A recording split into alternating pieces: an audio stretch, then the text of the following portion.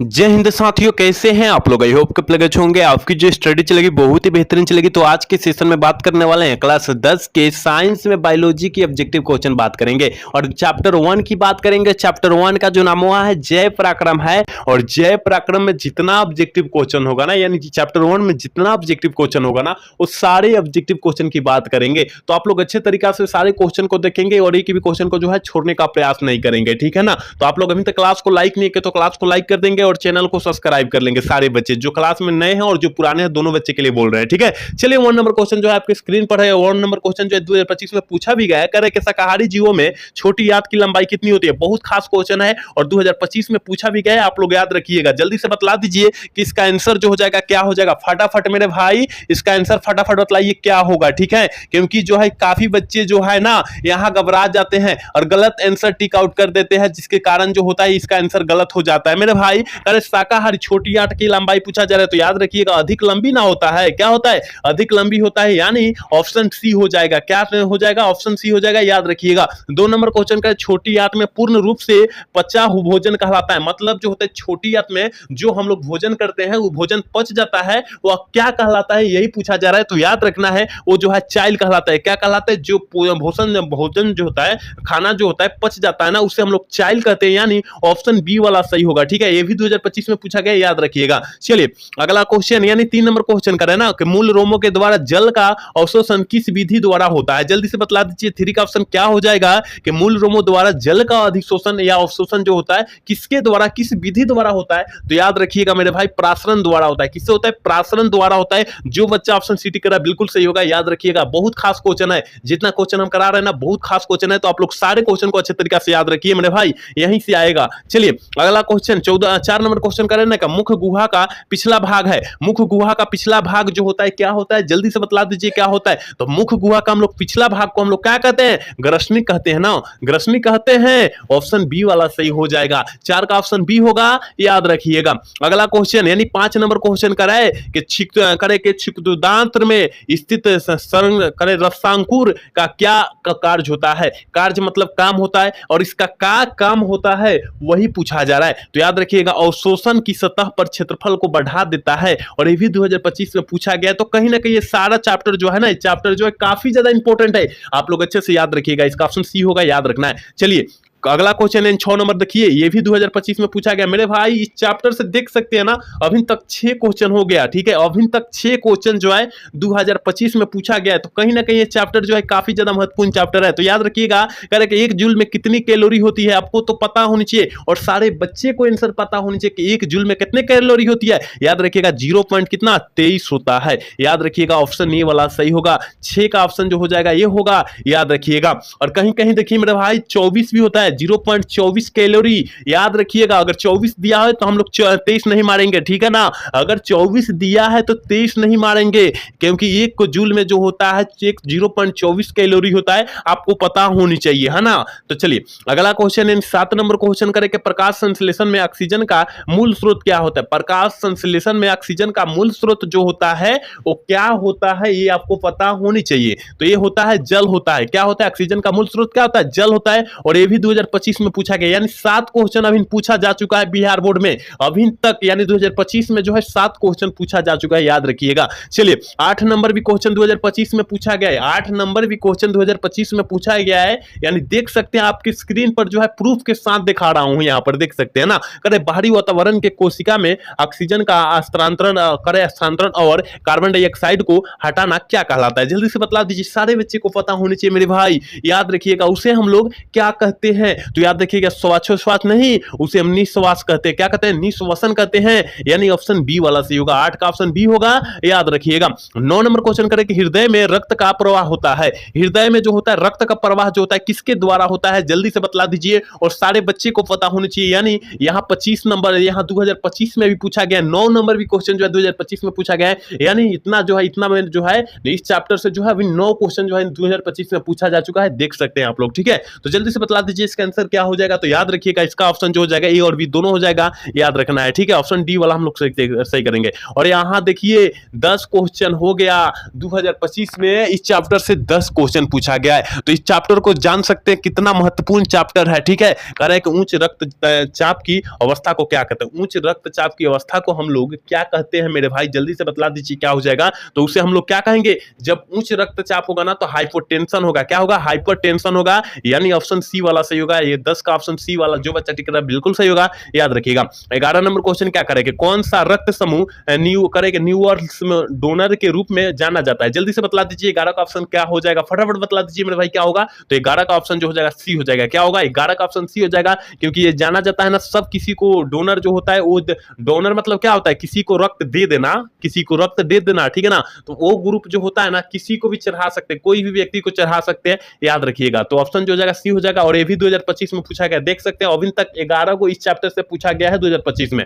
चलिए 12 number question करें, और 12 नंबर भी 2025 में पूछा गया। कहीं ना कहीं चैप्टर काफी ज्यादा महत्वपूर्ण चैप्टर होने वाला है, ठीक है। करें कि प्लाज्मा के अलावा रक्त में निम्नलिखित में क्या पाया जाता है? प्लाज्मा के अलावा जो होता है रक्त में क्या पाया जाता है? तो याद रखिएगा 12 का ऑप्शन जो हो जाएगा ना, याद रखिएगा डी हो जाएगा। इनमें से सभी पाया जाता है, सभी पाया जाता है, आपको पता होनी चाहिए। चलिए अगला क्वेश्चन यानी 13 नंबर क्वेश्चन क्या कर रहे हैं? कह रहे हैं दोहरा परिसंचरण पाया जाता है। जल्दी से बतला दीजिए क्या होता है, हो जाएगा इसका आंसर? दोहरा परिसंचरण जो होता है पाया जाता है, किसमें पाया जाता है मेरे भाई? दोहरा परिसंचरण। तो याद रखिएगा 13 का ऑप्शन जो बच्चा ऑप्शन बी टिक कर रहा है, यानी मछली में पाया जाता है। और ये भी 2025 में पूछा गया, यानी 13 क्वेश्चन अभी 2025 में पूछा गया है इस चैप्टर से। चलिए 14 नंबर क्वेश्चन करते हैं, ग्लूकोज का पुनर्शोषण कहां से होता है? ग्लूकोज का पुनर्शोषण जो होता है कहां से होता है? जल्दी से बतला दीजिए 14 का ऑप्शन क्या हो जाएगा? तो याद रखिएगा इससे होता है पीसीटी से होता है। क्या से होता है? पीसीटी से होता है, यानी ऑप्शन ए में दिया है, ऑप्शन सी ए वाला सही कर देंगे, ठीक है ना। और ये भी 2025 में पूछा गया। अभी तक इस चैप्टर से 14 क्वेश्चन पूछा जा चुका है।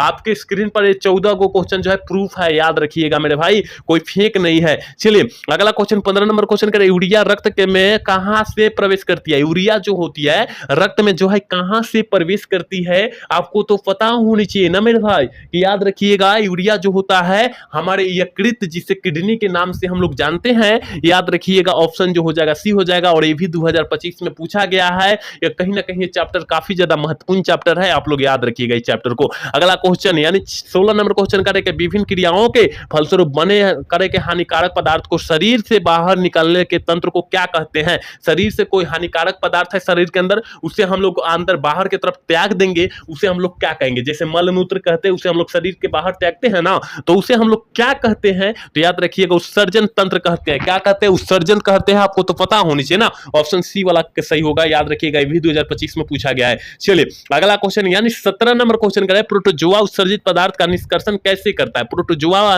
उत्सर्जित पदार्थ का निष्कर्षण जो है कैसे करता है? तो याद रखिएगा वो कैसे करेगा? तो याद रखना है वो विसरण के द्वारा करता है, यानी ये भी 2025 में पूछा गया। देखिए ना मेरे भाई, कोई यहाँ झूठा बात नहीं किया जा रहा है। आपके स्क्रीन पर 1 से 17 तक जितना क्वेश्चन हमने अभी तक कराया ना, वो 2025 में अभी तक पूछा ही गया है। तो आपको तो पता होनी चाहिए कितना महत्वपूर्ण यह चैप्टर है, ठीक है। चलिए 18 नंबर क्वेश्चन करें ना, बबूल के पौधे में मुख्यतः कौन सा उत्सर्जित पदार्थ निकलता है? बबूल के पौधे में जो है कौन सा उत्सर्जित पदार्थ बनता है, निकलता है? जल्दी से जो है 18 का ऑप्शन बतला दीजिए। तो याद रखिएगा गोंद निकलता है। और ये भी 2025 में पूछा गया है, यानी 18 क्वेश्चन जो है 2025 में इस चैप्टर से पूछा गया है। तो यह चैप्टर जो है कहीं ना कहीं काफी ज्यादा महत्वपूर्ण चैप्टर है, आपको पता होनी चाहिए, ठीक है। चलिए अगला क्वेश्चन यानी 19 नंबर क्वेश्चन क्या कर रहे हैं? परजीवी पौधा का एक उदाहरण होता है। परजीवी पौधा का एक उदाहरण जो होता है कौन होता है, यह पूछा गया है, ठीक है। तो याद रखिएगा परजीवी पौधा का उदाहरण जो होता है, याद रखिएगा अमरवेल होता है। क्या होता है? अमरवेल होता है, यानी ऑप्शन जो बच्चा सी टिक कर रहा है बिल्कुल सही होगा, याद रखिएगा।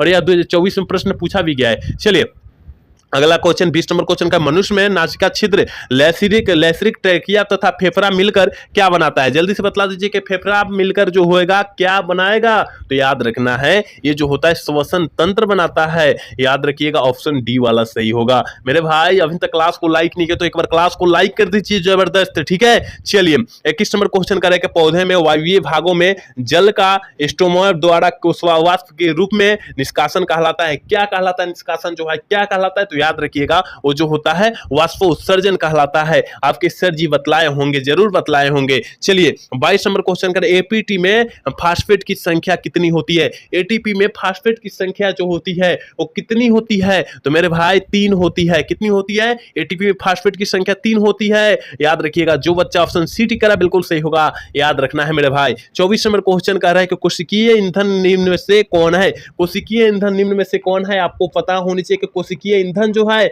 याद रखिएगा, ये जो होता है ग्लूकोज होता है। क्या होता है? ग्लूकोज होता है। ऑप्शन जो हो जाएगा बी वाला सी हो जाएगा, याद रखिएगा। 24 नंबर क्वेश्चन कह रहा है कि निम्नलिखित में से कौन रक्त का थक्का जमने के लिए उत्तरदायी है? मतलब रक्त हम लोगों का है, रक्त जिसे खून के नाम से जानते हैं, और कट जाता है और कटने के तुरंत बाद जो है थक्का जम जाता है, यानी जमना कहते हैं हम लोग के, मेरा खून जम गया है, ठीक है। तो इसका मतलब उससे हम लोग क्या कहेंगे? को रक्त जम जाता है उससे हम लोग क्या कहते हैं? जल्दी से बतला दीजिए मेरे भाई। तो याद रखिएगा 24 का ऑप्शन जो भाई ऑप्शन ए करे कि रक्त विषाणु कहते हैं, बिल्कुल सही होगा, याद रखिएगा। चलिए 25 नंबर क्वेश्चन काफी ज्यादा महत्वपूर्ण क्वेश्चन है। करे स्वस्थ व्यक्ति की करे के सिस्टोलिक रक्तचाप जो होता है कितना होता है? स्वस्थ मनुष्य की कहा जा रहा है, स्वस्थ मनुष्य की। तो याद रखिएगा 120 एचजी होता है, यानी ऑप्शन बी में दिया है, ऑप्शन बी वाला हम लोग सही कर देंगे। अगला क्वेश्चन यानी 26 नंबर क्वेश्चन जो है आपके स्क्रीन पर है, कह रहा है ना ऑक्सीजन के परिवहन के लिए जिम्मेदार रक्त का घटक क्या होता है? ऑक्सीजन के परिवहन के लिए जिम्मेवार परिवहन रक्त का घटक जो होता है वो क्या होता है? तो याद रखिएगा 26 का ऑप्शन जो हमारे भाई ऑप्शन ए टिक करें, आरबीसी, याद रखिएगा ऑप्शन ए वाला बिल्कुल सही होगा, याद रखिएगा। अगला क्वेश्चन 27 नंबर क्वेश्चन क्या करे कि कामरूप परिकोशिका किसका हिस्सा होता है? कामरूप परिकोशिका जो होता है किसका हिस्सा होता है? तो याद रखना है, याद रखिएगा हार नाल की एक हिस्सा होती है, यानी ऑप्शन ए वाला सही होगा। 27 का ऑप्शन जो हमारे भाई ये टिक करे बिल्कुल सही होगा, याद रखिएगा। करे कि 28 नंबर क्वेश्चन करे कि प्रकाश की ओर प्रवोह की गीत होती है। प्रवोह की गीत क्या होती है? प्रकाश की ओर जो होती है प्रवोह की गीत जो होती है वो क्या होती है? तो याद रखिएगा वो जो होती है प्रकाश अनुवर्तन कहते हैं, यानी ऑप्शन डी वाला सही कर देंगे। 28 का जो हमारे भाई ऑप्शन डी टिक करा है बिल्कुल सही होगा, याद रखिएगा। चलिए 29 नंबर क्वेश्चन क्या करे कि जैव आवर्धन प्रदर्शित करने वाला रसायन होता है। जैव आवर्धन प्रदर्शित करने वाला रसायन कौन होता है? जल्दी बतलाइए, काफी ज्यादा महत्वपूर्ण क्वेश्चन है, आपके एग्जाम में कई बार जो है पूछा गया है। जल्दी से बतला दीजिए कि इसका आंसर जो हो जाएगा क्या होने वाला है। तो याद रखिएगा डीडीटी कहते हैं। क्या कहते हैं? डीडीटी कहते हैं, याद रखिएगा, यानी ऑप्शन जो हो जाएगा बी वाला सही होगा, ठीक है ना। 29 का ऑप्शन बी होगा, याद रखिएगा। अगला क्वेश्चन यानी इस चैप्टर के लास्ट क्वेश्चन 30 नंबर है। क्या है?